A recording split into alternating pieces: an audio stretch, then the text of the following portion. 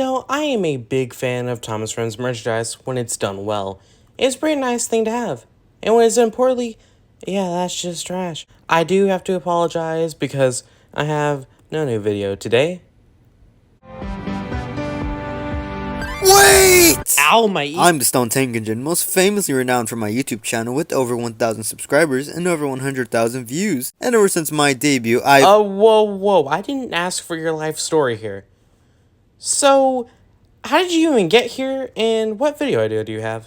So it all started when I was minding my own business in the abyss of space, waiting for my new $2,000 Minis construction Toby, with no other than Bob the Builder! I was so close to opening it, it was in my grasp, and then I disappeared and ended up here of all places! Wait, there is no Bob the Builder toy, right? Nope, here it is!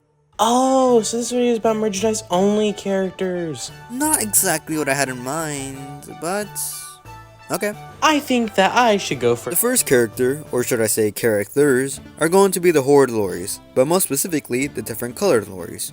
We got the default skin Lorry, the green Lorry, the yellow Lorry, the dark green Lorry, and the blue Lorry. The first green Lorry comes from a puzzle called Thomas Visits the Docks, made by Ravensburger, in which we see our very first Lorry, being Lorry 1, but rather than his generic red, he's sporting a green livery. Next, we have a trio consisting of Lorry 2, 3, and surprisingly, a Lorry 4, all sporting alternate liveries from each other, appearing in the board game Round the Rails as character cards. This is also one of the rare sightings where we see the Lorries smiling, and not in a malicious way, but rather a genuine grin we see. The colors are very nonsensical, but it does give us a what-if scenario, if they hadn't matched as they did originally. Next up, we have the pink narrow gauge coaches.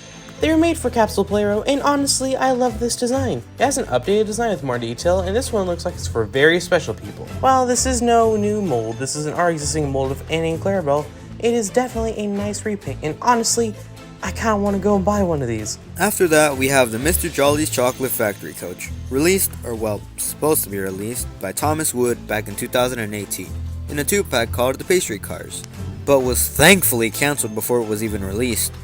This was a blue coach with a blue and light blue livery presented around it, including the trademark Mr. Jolly's Chocolate Factory logo, using the Annie and Clarabelle bodies used previously in the range. Next, we have Naughty and Troublesome. Now you might be thinking, aren't these just normal Troublesome trucks? And you'd be right, but Ertl made them character cards and gave them names, so here they are. Personality-wise, they are like any normal Troublesome truck, and they are not special in any way.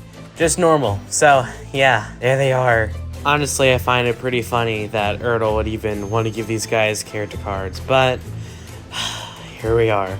I am in utter disbelief that these characters even got some sort of names. They're just Troublesome trucks. Coming along here, we have Rickety the Troublesome Truck from the Thomas Wooden Railway line. This is a well-known character by many as he stood out from the rest of the Troublesome trucks, both in his appearance and in his gimmick. Sporting a teal livery with what seems to be ballast on top of him, who rocked up and down as he moved him along. Rickety was actually popular enough to get multiple appearances with new liveries and loads. He even got a CGI revamp for crying out loud. He was supposed to get a Bachmann mono, but was sadly cancelled. Next up, we have Dustin. Dustin appeared in a wooden railway set that came with a book. You might remember Dustin, and that's really because he had his first book, and he also got another one that he appeared in. He has a really cool design, and not many characters are used for mainly snow. He did have a character that was based off his design in Thomas Around the World. Logan is next on our list, who was actually the first exclusive character made with the Sodor Story Collection series.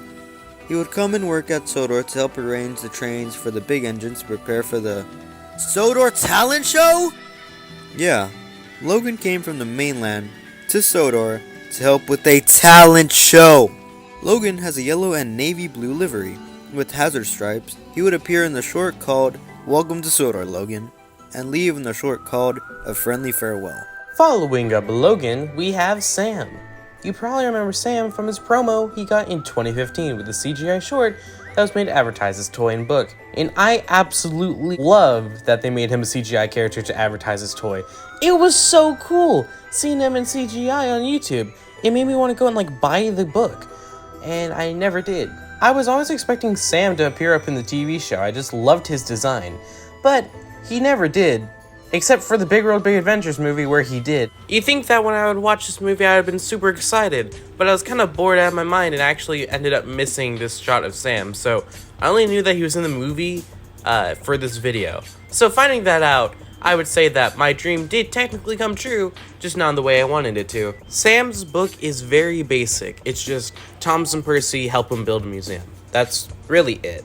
And we even get to see that museum that was in that book in the Farewell to Sam and Logan episode. And wow, this looks exactly like what it was in the book, and it does not fit at all with the CGI style. Enough of Sam, because our next entry character is none other than Bob the Builder. Oh yeah! No, this isn't a joke entry. This is actually official. Bob the Builder actually came in a piece of Thomas merchandise.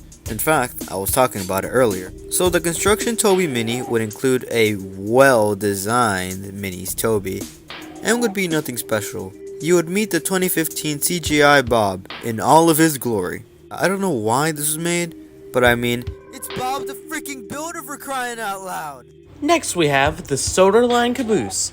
Now the Soderline Caboose has a ton of versions, including this haunted caboose, which I actually really like. The Soderline Caboose has way too many versions to even put in a video. Well, I mean, not that many. I could list them all, it'd just be very boring to listen to. The Soderline Caboose actually ended up becoming Bruno, which does that mean that these are all just Bruno but faceless now? I don't know. I guess technically not, because they have their own name. And also, it's All Engines Go, and All Engines Go isn't even canon to anything Tom's related. It might as well just be its own show. The Soderline Caboose is actually kind of funny because if there's a version that you want of it, it's out there. And there's even a version that you can paint yourself to make whatever version you want if it isn't out there. This thing is super customizable, and I mean, I would like to see like the longest train pulling only Soderline Cabooses. Last but not least, we saved the best for last. Ladies and gentlemen, I present to you the one and only John! Anyways, who is John? Well, John is just a reskin of Percy. Like, there's no other way to say it. He's just that, a Percy reskin. He would be featured in the Design Your Own Engine game, on the official website and other media pages. It sucks because John would have truly been the savior of the franchise, but alas, he did not get the good ending. Sorry, John. Well, that was it for merchandise characters. Stone, I'm not quite sure how you'll get out of here. I'm still trying to get 3 other people out of my void, and it has yet to work. No worries, I'll just summon my inner P-chan. Wait, how does anyone even do that?